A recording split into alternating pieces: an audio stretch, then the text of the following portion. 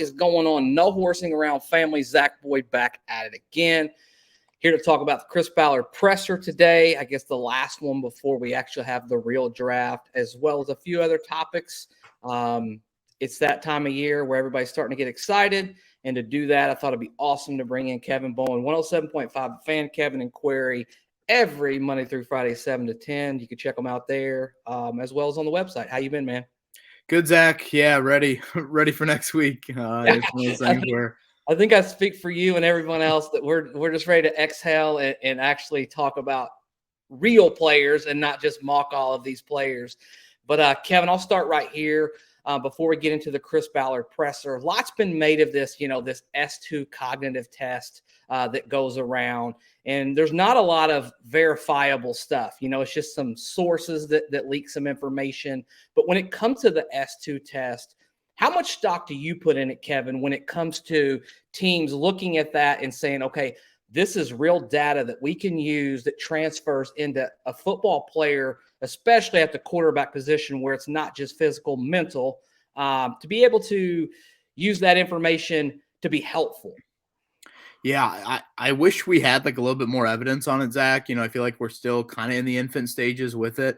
I could see the Colts totally abiding by it just because they are a franchise that, particularly that position, we know full well what, they think of intellect and all of that. But again, it seems like we're just still a little bit early in how that necessarily translates to the NFL. And you can find examples where great Wonderlic scores have not led to great NFL success, and poor Wonderlic scores, it doesn't mean kind of the end all be all. Certainly, there's outliers in both of those, but we also know the Colts don't really love outliers when it comes to physical traits. Do they still feel that way from an S2 standpoint? I don't think the Colts have given like a great on the record answer about the S2. That leads me to think that they do probably hold it in some regard if they do want to be a little secretive about those things. Sometimes, you can kind of get into those modes with Chris Ballard, especially where as transparent as I think he can be at times, especially compared to other GMs, there are times where he can kind of get super locked up with those sorts of things. So certainly that is the talk right now of the NFL and why that stuff is getting out there when it is and all of those things. Well, so for further reasons like that, I'm just ready to get to next Thursday. Exactly. Hey, one last question on that, a follow-up. Would that impact your decision making if you were kind of in that situation, or are you more of a guy that says, hey, whatever I see with my eyes, that really is, that's tried and true. This is what I saw on tape. This is how it translated to actual real football games. Or is that a big deal in your mind? Yeah, I think it would matter. I mean, I think there is an element of, okay, how much can he handle from a playbook standpoint, from a system standpoint, processing, however you want to call it. I do think there's elements of like, you don't need to have, the world's largest encyclopedia to be your playbook either. So, but I am a big believer that, a mind and the ability to be in chaotic moments and have the poise to, whether it is process or just know where to go with the football, those are all important things. I know that maybe it's unfair that like we immediately just go to CJ Stroud, but obviously the reports out there are Stroud is one, with a low S2 score. I think the question with Stroud is one that I feel like you and I have even talked about, Zach, of, was it just too easy for him around him? And then the sub question to that is, did he make it easy, or did playing in the Big Ten and having superior talent and being 3 touchdown favorites seemingly week in and week out, did that make it easy for him? And, he didn't have to deal with a transfer. He didn't have to deal with tons of muddied pockets week in and week out.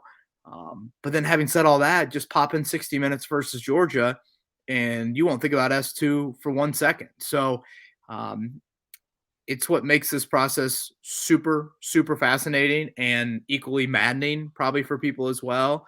But I'll go back to something that I tweeted out last night and I've said for several weeks now. Zach, I'm such a believer in Shane Steichen's quarterback background that I think if you give him, he'll walk into a kitchen, he'll look at the ingredients, and he'll do with it the best that he can. And I don't know if every coach out there I'd feel that confidently in. I would still take CJ Stroud. I'd still take him really high, but I'd also be lying if I told you that I would also like to sit down with them and be a Yeah. fly on the wall in some of those meetings just to, see from whatever, an intellectual standpoint, a coachability standpoint, whatever these supposed rumors and questions are. I would like to hear maybe his side of it. Yeah, I mean, that makes perfect sense.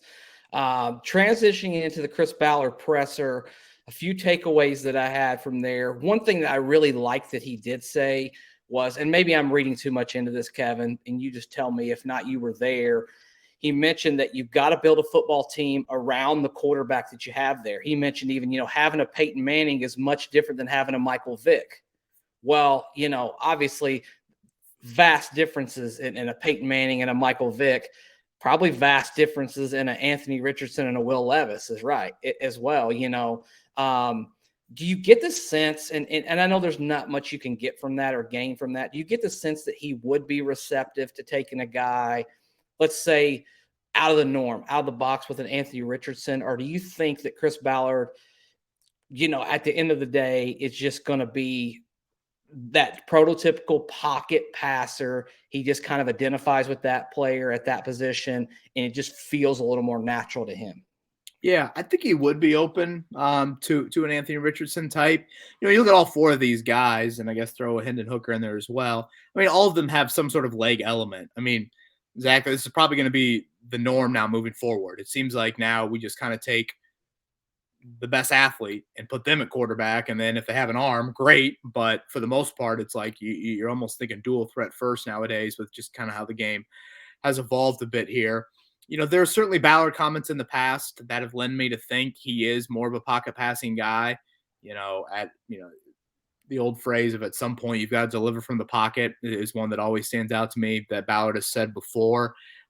But I thought he said something today, which I agree with, in that, he mentioned how Shane gives the Colts the ability to maybe broaden the field on the quarterbacks, different shapes, different styles, different sizes, all of that.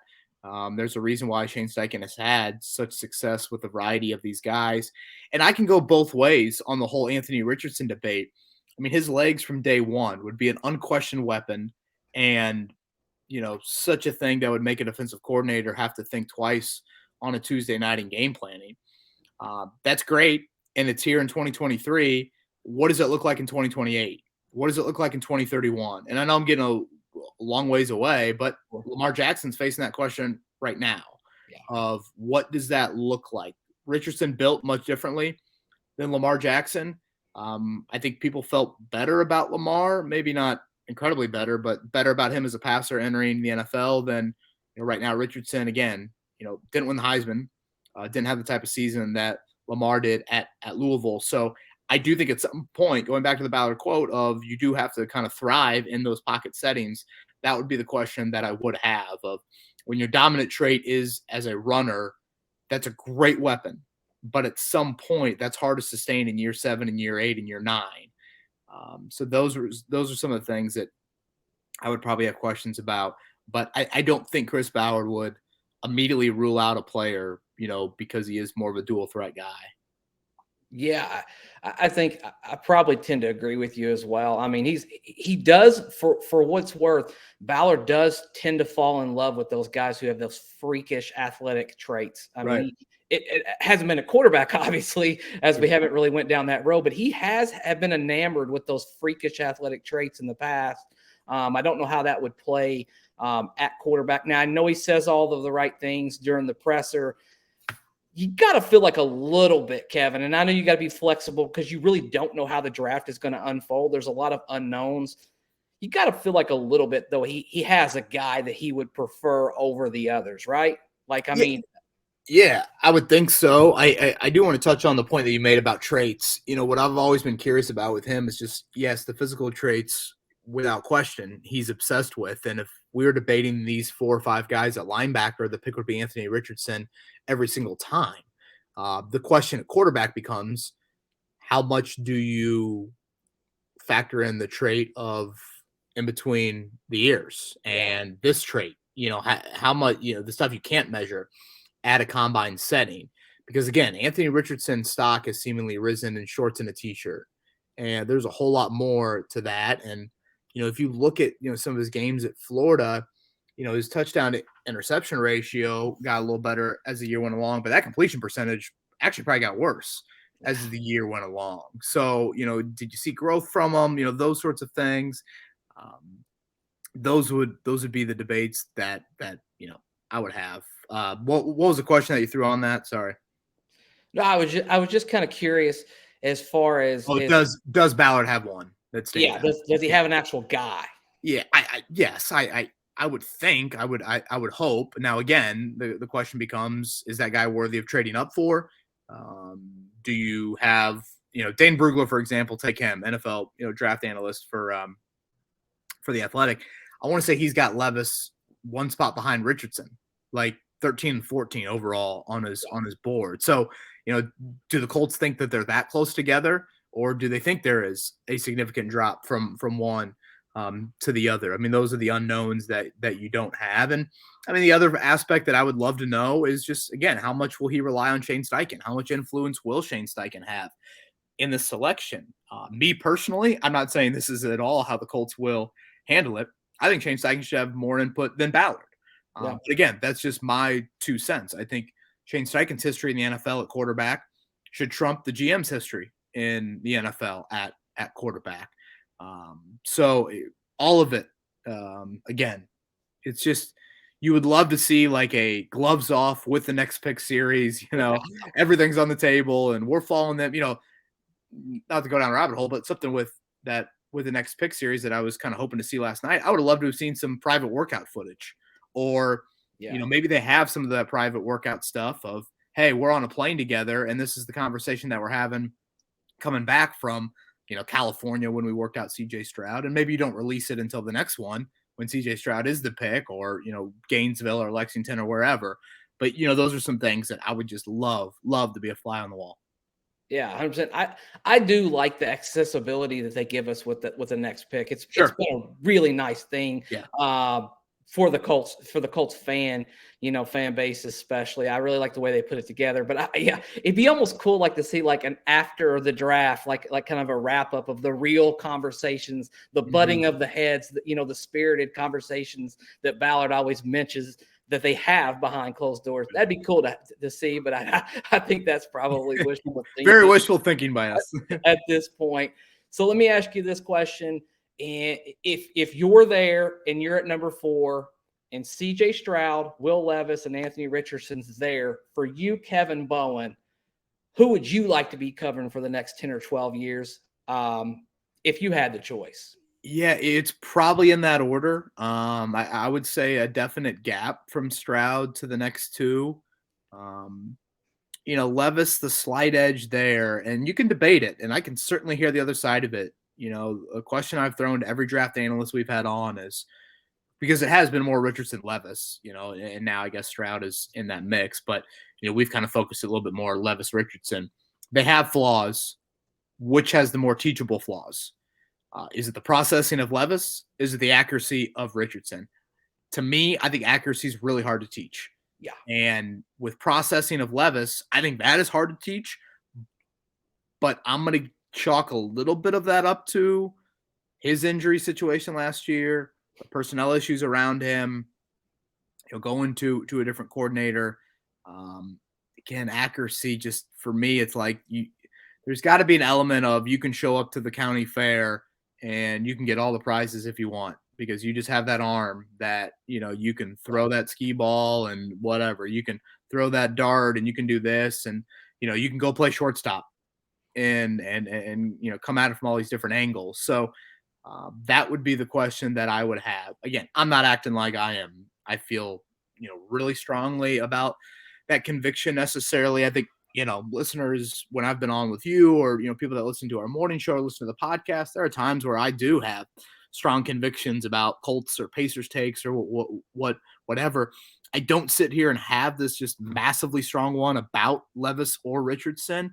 I think both of them have super intriguing traits, but I feel like you got to take a chance with one of them, because Shane Steichen's background just is so strong with a variety of guys, and you got to take a chance. And, hopefully it obviously works. If it looks horrific after year 1 and you win 2 or 3 games, maybe you'll be right up there in position to take another one. Obviously, that's not ideal, but I'd probably go Stroud and then a gap to Levis, and then Richardson right after that. But there won't be for 1 second on Thursday night at 10 p.m. when I start to get a little bit more analysis with content pieces that I'll be overly critical with any of the four, because I just think it's time. It's time for the franchise to do that, and it's time to give Shane Steichen a guy that he can try and mold, and that's what a week from now will be all about. Yeah, I tend to agree with you. I think I made the mistake on our live stream last week throwing out I would eat one of those bananas if Will Levis was picked over CJ Stroud. And if I look down at my Vegas, if my odds on Vegas, I'm not feeling good about it right now, KB, if I'm being honest. I think there's a possibility they're both sitting there and that he takes Levis over Stroud, which is wild to me to even think. But yeah, and I will throw in this, Zach. I mean, full transparency, you and I are recording this, pretty quickly after the Chris Ballard presser. So I don't know how into it maybe, all of the audience has been so far. And, I asked Chris just flat out, I mean, how much lying happens right now. So take everything with a grain of salt. I did feel like there was a moment in that presser where we're probably 10, 12 questions in. yeah. And he went out of his way to reference that, right now everyone has us pegged to one guy. And I can tell you that's not true, or I forget the exact phrasing of it. But I sat there, and I rarely do this, but Stephen Holder and I sit next to each other at these press conferences, and Steve and I were both trying to get in kind of one more question, and just naturally we just talk over each other. That's just how those environments are. And I lean over to Stephen, and I try to get his attention late in the presser, which again is something I never do. But I wanted to make sure that one of us asked the follow-up going back to that question, because I got the impression that he was referring to Levis. And sure, you could read super smokescreen into it and say he wants to debunk the theory that everyone says Levis right now because it is going to be Levis, and he wants to try and quiet that down. Again, I am thinking super investigator hat here, so I apologize if people don't want to hear this, but this is just how my mind was thinking. I felt like if he really wanted to downplay it, that would have been his theme going into the presser, and he would have done that 4 or 5 times throughout the presser. He only really did it once. Yeah. And I just felt like that was his way of kind of saying, guys, I told you all last Friday we weren't going to do Levis. Now, again, this is a quarterback. This is the most important decision, in my opinion, most important / difficult decision this franchise has had in the ownership history of Jim Irsay. So I could be overreading this to the millionth degree, but that was, I thought, an interesting point, because I see the Vegas odds just like you, Zach, and it's confusing to me. And it's not just Indy. I mean, Levis at number 2 seems to be something that's really, really rising. But boy, God, just get me to Thursday at 9:00, man. Yeah, just let us limp across the finish line there, and see what we can see. Praying for anything but a trade at this point. I don't know if my heart can take the trade on that night. I think I'll trade back or trade up. Trade back. I Okay. think I'll just turn the phone off. If that happens, I think we'll just forego Twitter for the evening if that happens. But anyways, it should be interesting. Before you go up here, I promised Jason Sanders that I would ask a Twitter question, and he wanted to know, regardless of what happens in the draft, what are his free agency priorities before training camp, his being Chris Ballards? Yeah, I was glad that we were able to kind of get that in late in the presser, because I do think while, draft questions can be a little bit dance recital like for Chris Ballard, I do think he can be really honest about personnel stuff. So I was glad we kind of got a flurry of those in there late. I think O-line and corner, free agency and the draft, I could see some double dips there. There are definitely some names still out there corner-wise and O-line wise that they could look at. So I do think that is worth mentioning, but those would be the 2 positions that probably stand out. I am curious when they take a linebacker. I assume they will. When does that happen? Because that could be an indicator of maybe what they think internally a little bit more about Shaquille Leonard, things on that front. I did a positional mock draft earlier in the week. I would put White out over tight end. I mean, Ballard was, and this is a thing we've heard for the last few months, I mean, he is super high in the tight end class. Yeah. In this draft.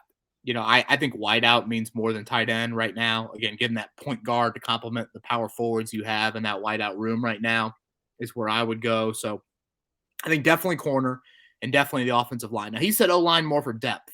I don't love that. I would like to see kind of a starting type of guy thrown into that interior group. I don't think Will Fry should have that job in Sharpie by any means. Kind of get a Joe Haig 2.0 out at tackle would make a lot of sense to me. So, yeah, I think that's kind of where Ballard is going. I will toss this in there, Zach. It's a question we annually ask him, and he always answers it, and he answered it again today. He's got 17 guys with first-round grade.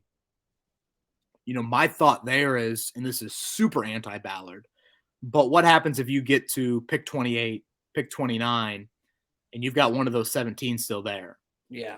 And what if one of those 17 play a premium position, wideout, corner? And I'm thinking down the road with this. Chris Ballard.